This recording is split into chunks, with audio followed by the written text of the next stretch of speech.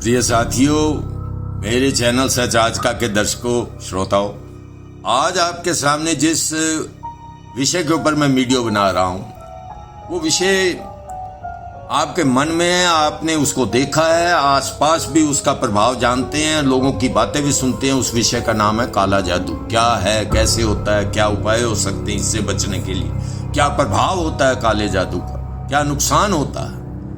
आप जानते हैं काला जादू या किसी को, ये एक ऊर्जा का रूप है। पहले तो मैं आपको एक लाइन में ये समझाना चाहता हूं कि काला जादू अपने आप में, मेरे विचार अनुसार, आपका क्या विचार है ये आप मुझे कमेंट करके बताएंगे, परंतु मेरे विचार के अनुसार ये अंधविश्वास है। जो इसको विश्वास करते हैं उन्हीं के ऊपर काले जादू का असर होता है, जो इसको विश्वास नहीं करते उनके ऊपर काले जादू का असर नहीं होता। एक ऊर्जा का माध्यम है, एनर्जी है। एनर्जी दो तरह की है, negative energy, positive energy. Positive energy आशीर्वाद के रूप में है।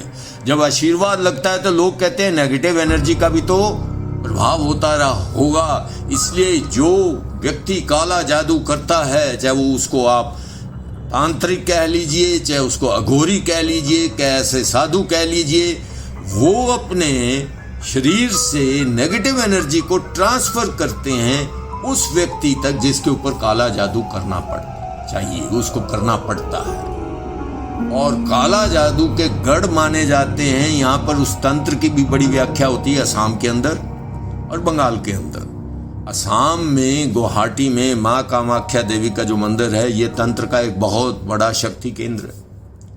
इसी प्रकार कलकत्ते का जो जादू है, माँ काली का जो मंदिर है, वहाँ भी इस प्रकार की बातें होती। ये कहते हैं कि काला जादू यदि किसी पर हो जाए, और ये आप जानते हैं परिवार में आमतौर पे इन बातों की चर्चा होती है कि सास ने बहू पर करवा दिया, बहू ने सास पर करवा दिया, पत्नी ने पति पर करवा दिया, देवर ने अपना, इसी तरह से भाभी ने ननद के साथ ये प्रयोग करवा दिया। यानी जिन जिन से आपका दुराभाव होता है, जिन जिन को आप नुकसान पहुंचाना चाहते हैं, इस नकारात्मक ऊर्जा को आप ट्रांसफर करते हैं। तो काला जादू सीधे साधे शब्दों में नकारात्मक ऊर्जा की ट्रांसफर है।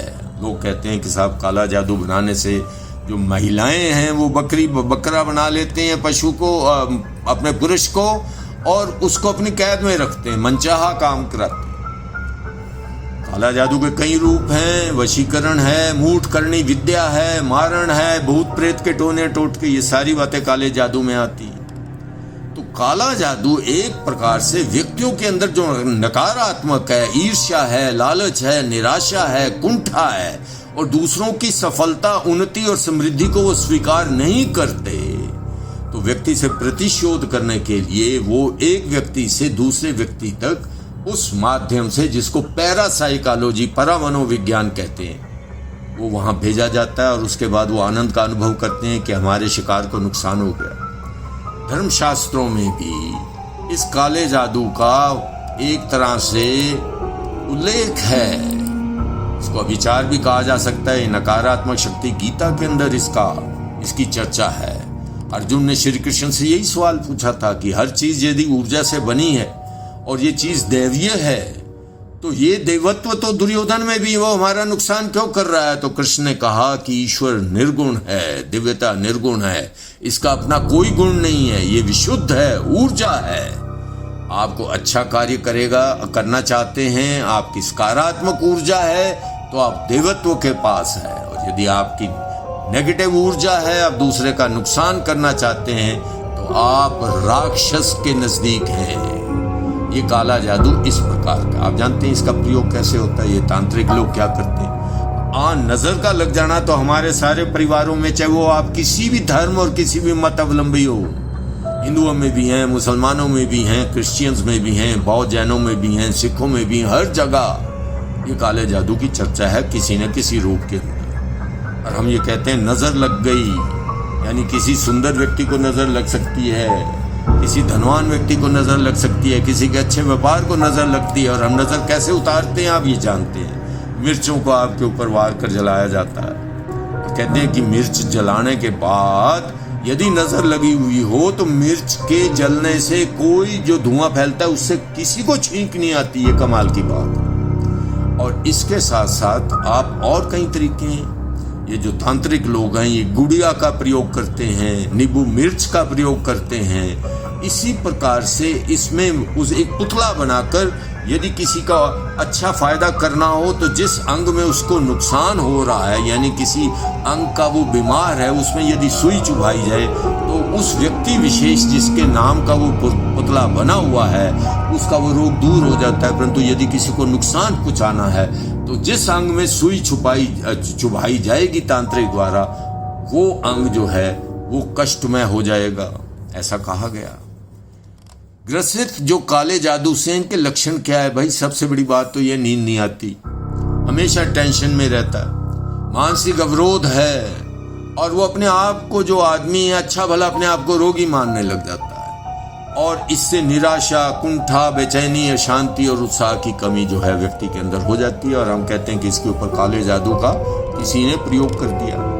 तो काला जादू का सुबह और शाम किस प्रकार से तांत्रिक लोग इसका उपाय करते हैं ये मैंने आपको पहले कह दिया। नजर उतारने के लिए नींबू मिर्ची की बात होती है, इसी प्रकार से कपूर भी जलाया जाता है, और गुड़ घी मिलाकर कंडे पर धूप देने का एक प्रयोग किया जाता है। गणेश की मूर्ति को एक पूरी सुपारी रोज चढ़ाई जाती है, और इसी प्रकार से अपने बड़ के पेड़ के नीचे या पीपल के पेड़ के नीचे दिए जलाए जाते हैं। और ये पुतले की तो व्याख्या मैंने करी दी।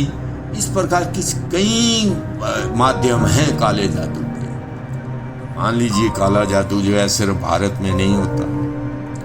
आपने ड्राकुला की कहानी तो सुनी होगी, फिल्म भी देखी होगी, रोमानिया का ड्राकुला, और वो ड्राकुला भी एक काले जादू का एक रूप है। इसी प्रकार दूसरे देशों में, चाहे जर्मनी हो, चाहे सारे अफ्रीकी देश हो, फिलीपींस हो, UK, Mexico, Romania, England, USA, इन सब देशों में काले जादू से जुड़ी हुई घटनाओं की खबर आती रहती है। मित्रों, मैं आपके लिए प्रश्न छोड़ता हूं, इस प्रश्न को आप स्वीकार कीजिए, और आपसे अनुरोध है कि मेरे इस प्रश्न का अवश्य उत्तर दीजिए। यदि आपको ये वीडियो पसंद आया हो तो आप इसे सब्सक्राइब अवश्य करिए। और प्रश्न ये है कि यदि काले जादू का प्रभाव आप पर या आपके परिवार पर या मित्रों में किसी के साथ हुआ है और आपको उसका अनुभव है और आप इसको सत्य मानते हैं, तो कमेंट्स के रूप में इसे अवश्य लिखकर भेजें ताकि उसके ऊपर भी चर्चा हो सके। मान लीजिए मैं किसी काले जादू में विश्वास नहीं करता, ये मेरा व्यक्तिगत विश्वास है। इसके साथ मैं अपने वीडियो को समाप्त करता हूं और आपसे प्रार्थना करता हूं आप इसे सब्सक्राइब अवश्य करें। बहुत बहुत धन्यवाद, नमस्कार।